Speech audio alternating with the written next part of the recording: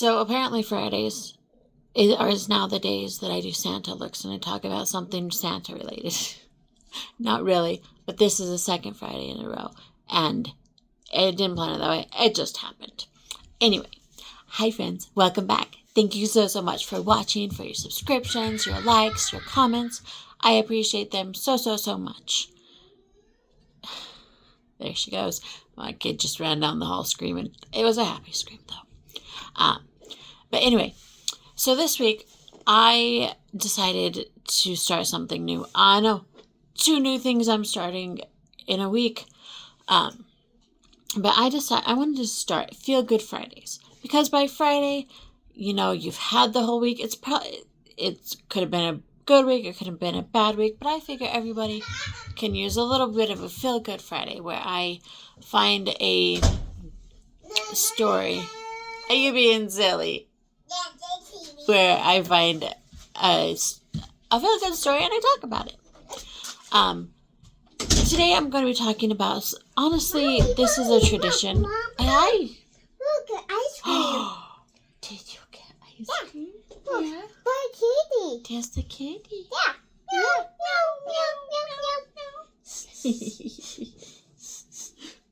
Yeah. This is a tradition that honestly I have never super loved. What I'm going to be talking about today, especially like when I don't know the people. I'm talking about Secret Santa, the origin of Secret Santa in America. But honestly, I didn't know the origin before now, and honestly, after reading it, it's a little different. I don't know. Like, when I've done Secret Santas in the past, especially for people that I don't know, it's just, I don't know. I feel like it's awkward trying to buy something for someone you don't know super well. You know what I mean?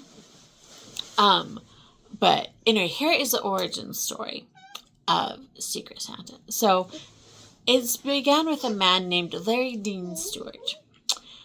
He was born in 1948, and he was from an impoverished family. He didn't really realize this until he went to school and realized what all the other kids had that he didn't, like phones and bathrooms and all that good stuff.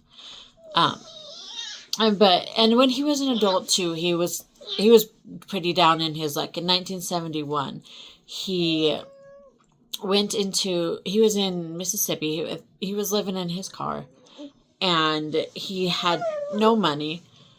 But he went into this diner, I don't remember if I said it, but the Dixie Diner. And his plan was basically to dine and dash because he was starving, but he had no money. Yes, you are so cute.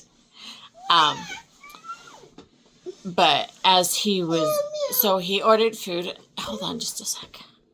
So he ordered food, and the owner of the diner, Tom Horn, could tell that he was acting a little bit anxious, and he figured that he probably didn't have any money.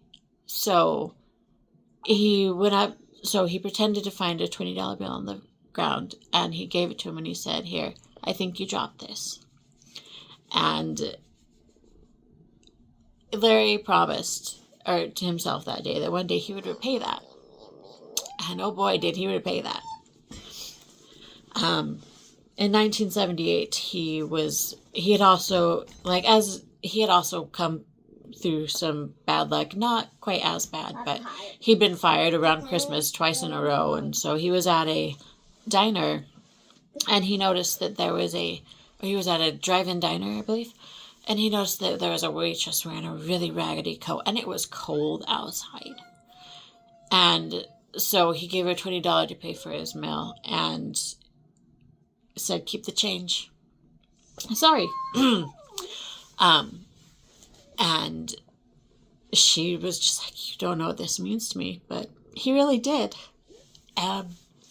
Eventually he made his fortune, I believe, in cable and phone, in cable and the phone business, and every December, he would walk the streets of Mississippi and just hand out $100 bills to people who looked like they needed it. I don't know why I'm getting choked up right now,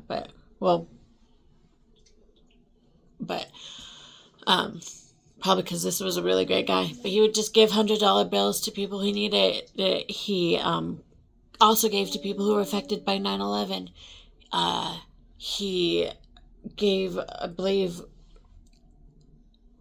around 1.3 million, or I think it was million, just to people who needed it. In 2006, sadly, he was diagnosed with a terminal cancer, and he passed away in 2007. But before he passed away, he went public with what he had been doing, because before it had been, he had done it anonymously. Hold on just a sec.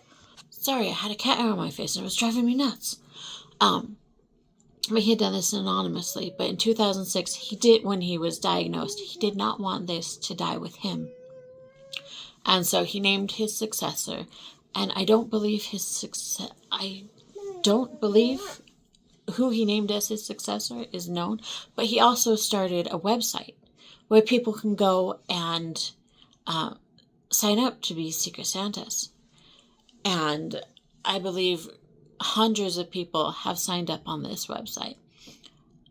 I did not look up the website, but I will look up the website and I will link it down below if y'all are interested. But he has been able to keep his legacy going. And like I said, he had given away around $1.3 million by the time he passed away. And he just gave to people. And I love that.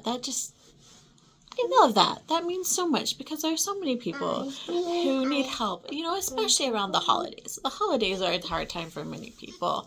And I love this part. I love this story about Secret Santas. I did not know it. And it makes me feel good. I hope it makes you guys feel good too.